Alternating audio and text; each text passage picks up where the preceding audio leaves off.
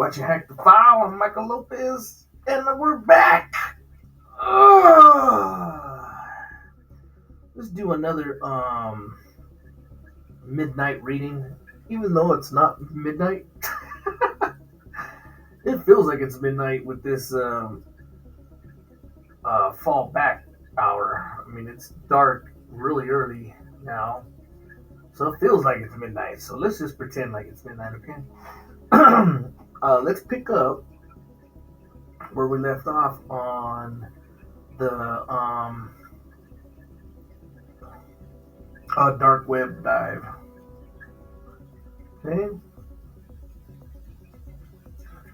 It is okay. So chapter 4: myths and legends versus fact. Didn't we already do this chapter 4? All right, who cares? Let's just do it. It is believed that underground markets first took root in the Internet Relay Chat Rooms, the IRC. Was invented was the or IRC. IRC was invented by a Finnish grad student, Jarkko Wiikkarinen. IRC is most famous for the Iraq invasion of Kuwait in 1991, when users logged in to get real-time updates of the event via an IRC link that managed to keep functioning a week after a radio and television broadcast went dead. Still, where am I? Where are the underground markets now? Some boldly sell their wares in plain sight on the surface web, but most choose to operate in the relative darkness of the dark web. One advertisement on a page about dark storefronts on the surface web hilariously reads, Dream Market, dark web URL. Drugs, digital goods, hacking, fraud, counterfeit, electronics, defense, jewelry, software, erotica, data leaks, and so on. Smart chips got added to our credit and debit cards in part to prevent the phenomenon of cloning credit cards.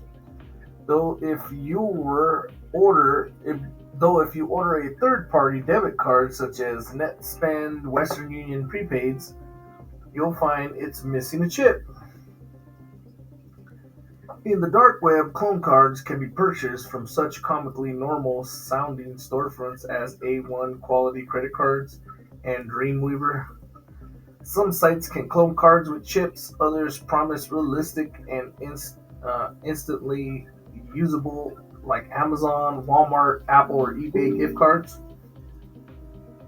And others require that you use their card tutorials, which you also have to pay for. The cards come with readily loaded and agreed upon balance. Another site sells cloned PayPal accounts, and still another offers a Litecoin, another cryptocurrency like Bitcoin, wallet service. An on-site called and unremarkably, we buy Bitcoins, we purchase your Bitcoin balance for cash. Counterfeit money in a variety of non-cryptocurrencies, fake Western Union transfers, whatever can be imagined can usually be found through purchase at your own peril, because it's highly illegal, of course. At best, you can lose your money, at worst, your freedom. The dark web also a plethora of hitman for hire sites. The validity of these is a popular topic for debate, and I wouldn't recommend you go poking around for them. In the off chance that you might stumble upon a site that's real, chances are the law enforcement agency has too. Not the folks you want to be rubbing shoulders with all around. Gambling and gaming sites can be found as well, from a site as innocuous as the chess, where in all sincerity you can play and talk about chess, to X matches, fixed football matches, casino gambling sites, and even a site called Onion Lotto. You'll need to spend at least you'll need to spend at least, what I think that means, 0.0002 BTC to get the chance of winning 99.9% of the total collected from the other players in the game. Dark web forum sites such as Leaked Forums, Exploit.in, Lampedusa, Skyfraud, and Hacker Forums offer things such as escrow service, hosting services, personal identification information, PII, credit card information, black hat search engine optimization, malware software kits, stolen credentials such as social media accounts, serial keys for commercial software such as Microsoft Office and antivirus protection, DDoS attacks, and cryptors tools that can manipulate malware and make it harder to detect by security software. These forums often vet new members, meaning you can't join them unless a member knows you and recommends you. Other forums require payment to join. DDoS, or Distributed Denial Services, is an attack in which multiple compromised computer systems attack a target, such as a server or a website, and cause a denial of service for the users on that site. What are these pills? Crypto commerce. If you're going to do a business of any kind in the dark web, you'll need an amount of cryptocurrency. Here is where we introduce Satoshi Nakamoto. It is known if this is a person, people, or organization, but Satoshi Nakamoto is behind the invention of Bitcoin. There's a profile for the name that would lead us to believe Nakamoto is a 50-year-old man living in Japan. Regardless, Nakamoto's legacy changed the world and the face of commerce. The current worth of Bitcoin currency is believed to be over 100 billion US dollars. Part of the success of Bitcoin was the development of the blockchain technology. A blockchain is, in a sense, a continuously updated database that, instead of being kept in a single central location, is shared by multiple users, all receiving the updates together. Thus, a blockchain's information is available to anybody and kept in public eye. Unlike traditional online banking transactions where only one party can alter the information at a time, a blockchain is kept accessible to all parties. Rather like Google Docs document, having identical multiple versions of blockchain data prevents anyone from bringing down the network by targeting one node. In addition, because everything is transparent, a group effort, accountability is not an issue. Financial experts believe blockchain technology to be the next huge trend in traditional banking. Each customer owns their own data because it's kept constantly available to them.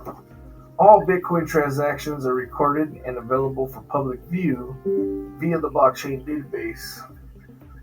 This would give anyone some pause, however, if the whole point of using the dark web is to protect one's identity. Why wouldn't cryptocurrency, which utilizes blockchain technology, wouldn't it be desirable? It's desirable because of robust, incorruptible structure.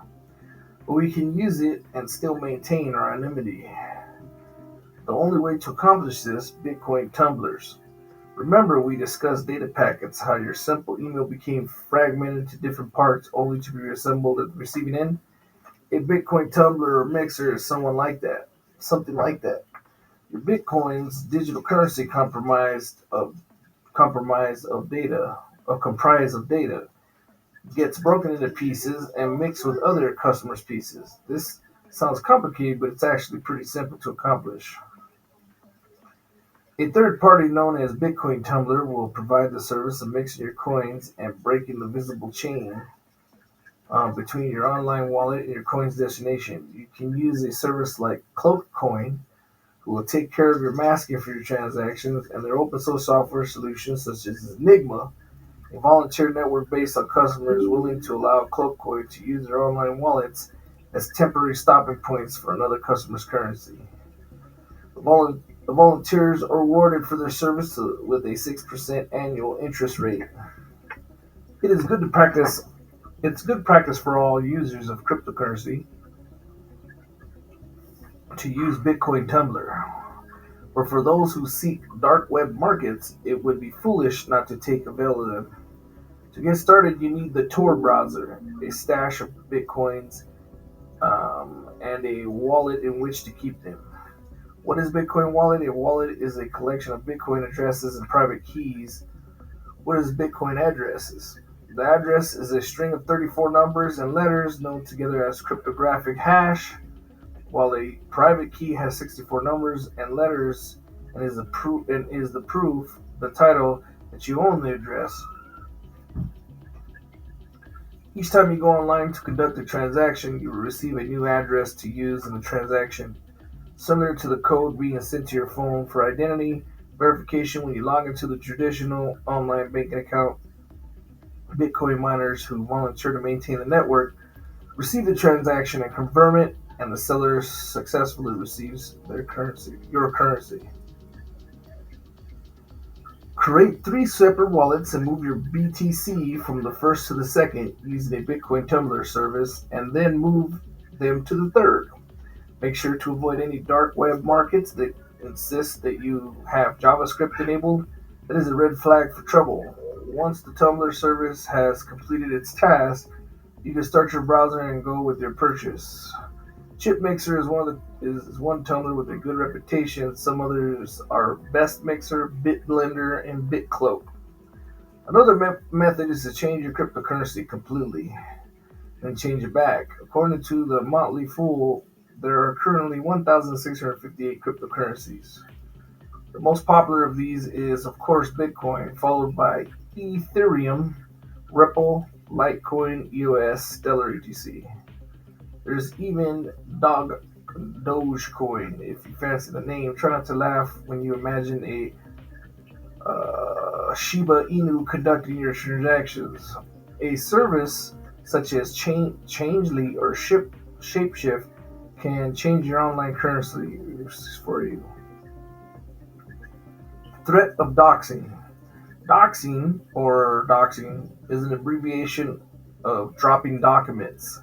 It is used to target people, often wrongly, by exposing their real-life identities after an online observer deems them guilty of some offense. Anything from personal financial records, addresses of beloved family members, medical records, and be dumped online for the public to see, and frighteningly acted upon. Even more terrifying is the fact that doxing is not prosecutable under the law unless it's part of a greater campaign of harassment. One tactic of doxers, called swatting, can result in loss of life. Is where the local police or SWAT team are called to an innocent person's home. Assuming you want to continue to sleep at night, the question arises, how can we prevent being doxxed? Many of us leave key details about our private life on the surface web whenever we visit there. Especially with the popularity of social media, we may be coaxed to reveal way too much about our identities, including location, loved ones, and workplace. In an effort to connect with others and make ourselves accessible, such accessibilities come with a price. Arguing on a message board and online forums can make one target for the doxing or swatting. Two rival playing Call of Duty online resulted in one swatting the other, and when the police arrived at the victim's home, they fatally shot him. A hacker can utilize a technique called packet sniffing to intercept, break down, and analyze the data that you send via the Wi-Fi network. Remember these data packets? A packet sniffer is much like a would-be burglar rifling through your trash to find personal information you naively chose not to shred. In the story of Dread Pirate Roberts / Ross Albright, the mastermind behind the Silk Road, authorities linked information they obtained through Albright's online boasts and statements. The loudest voice attracts the most attention. Documents you post online contain metadata. If you right click on any of your documents, you might be surprised of what is stored there about you. Another technique of hackers is the email or message the victims with a string of code that reveals the receiver's IP address when the letter or private message is opened. Again, using a virtual private network is essential to protecting yourself whenever you're online. Another tip from the experts: never use a social media website to log in or register with new sites or services. Using Facebook to sign up for something shares way too much information. Just because it's easier doesn't mean it's better. Also, consider installing Tor on your cell phone. In order to do so, make sure you go to the phone settings and give its permission install apps from unknown sources. Tor will not be available in Google Play Store, though it will be listed in the iPhone's App Store for an Android phone. Next to installing OrWall will force your phone's apps to use Tor exclusively. Then installation of OrBot will become the gateway between your phone and Onion Router. Although you will need one last install of the browser such as OrWeb to actually surf the dark web with your phone. Yeah, this is cool. That's a cool picture. Creepy pasta. Let's see how many more we got. Almost over this one. Let's get through this. The tag creepypasta originates from the term copypasta, meaning text that gets copied and pasted around in the internet, and sometimes in a single thread as shown in disdain and mockery.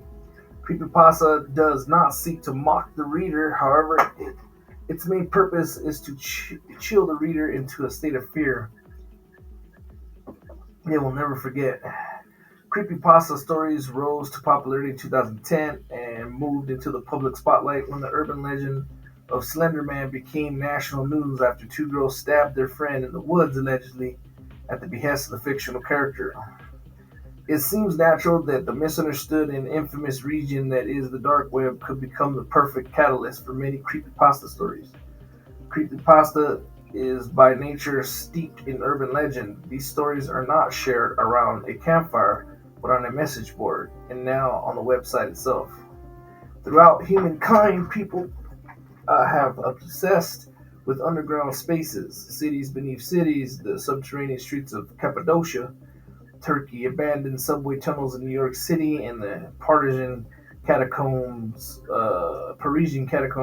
of death. So, has the dark web been a constant icon of horror and delight since its inception? These are some of the stories that have risen up from the darkness. Maybe they're real, but in all likelihood, just more urban myth being copied and pasted across the surface web. A man shares his story of a friend that spoke of the darknet and became increasingly sullen and more withdrawn until the man's friend grew concerned. The friend claims he had stumbled upon a darknet site so full of horrors that it forever changed him, and claimed the site would corrupt even the best person long after enough exposure. Curious, the man asked his friend for guidance on how to get there, and after enough badgering, the friend reluctantly shared a list of sites with the caveat that he must never share this list with anyone else. In a tarp-covered shack in a suburban patch of woods, the man's friend sat with him and sent him a text message with the site list. Then he left the shack without a word. The night the man installed the Tor browser and began his journey downward, starting with the first link on his friend's list. He found video footage of a local burger joint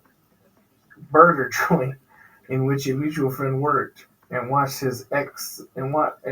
her exhibit strange, spooked behavior and almost Synthula-esque scene. I have no idea what that is.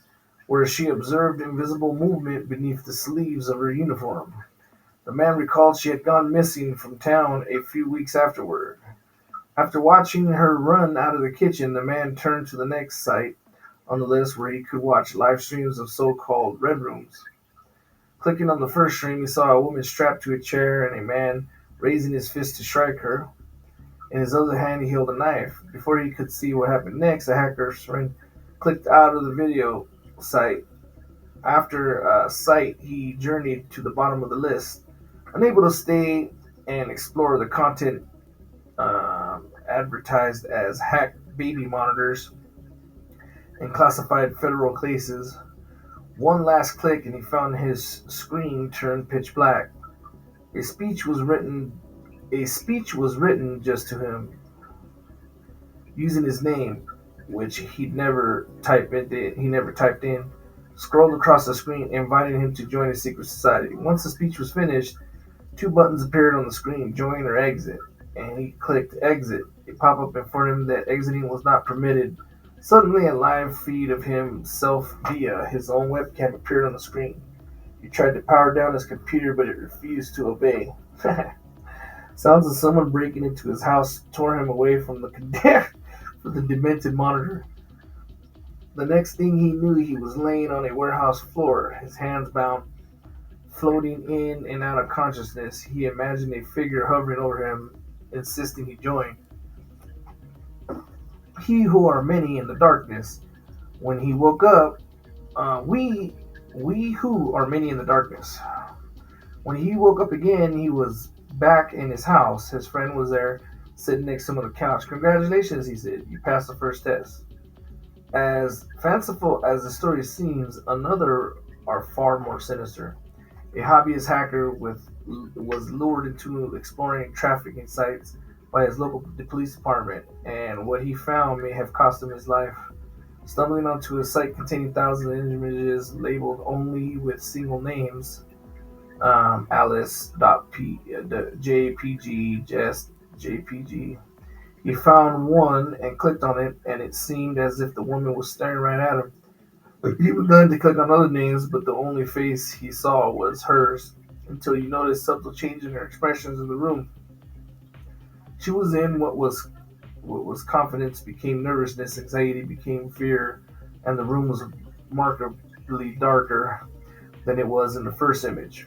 By the time he clicked on the last image, he'd seen horrific things, and the man lurking in the edges of the images who seemed to be running the show. When the police department sent someone to his home, all they found was a single file with a woman's name and several hundred lines of embedded code. The image matched the description of a woman and her parents who'd gone missing, and the hacker was never found. How the dark web saves lives, left in the cold by Big Pharma. Back to reality, there are many people with chronic illness who face daunting hurdles in healthcare systems in the U.S. and abroad. Between the opioid crisis becoming an insurmountable roadblock in the treatment of chronic pain, a psychiatric medicine often misunderstood in downsizing effective medications for patients who need it the most, the worst case scenario being someone depending on their psychiatric drugs suddenly suffering a lapse in coverage and having to quit their lifelines cold turkey. Alphabet and Hansa, a prior Silk Road, were shut down because of illegal drug sales, and yet the same places were havens for people felled by the system, looking for solutions to maintain and improving their quality of life with life-saving medicine. For diabetics, the skyrocketing price of insulin has been called a criminal act in itself, while epidemic sales of drugs laced with fentanyl has become an international crisis. What do the sick do with their healthcare system? Let them down? There are many marketplaces that are allegedly still in operation after FBI takedown of the three giants. Dream Market and Silk Road 3 are two of the largest. While pursuing these sites means a potential client will be in a very mixed company, prescription drugs can be found in the aisles right next to the legal ones. In addition, many surface web online pharmacies operate dark web storefronts as well. There he is. All right, I was Hack the File, and I like to read this stuff, and this is a pretty cool one because it's a small book. We're about 3/4 of the way done. It's cool little stories about the dark web, and it's just more information for you to get on a cool little topic. All right, that was Hack the File. I hope you enjoyed this video, and I'll see you next time.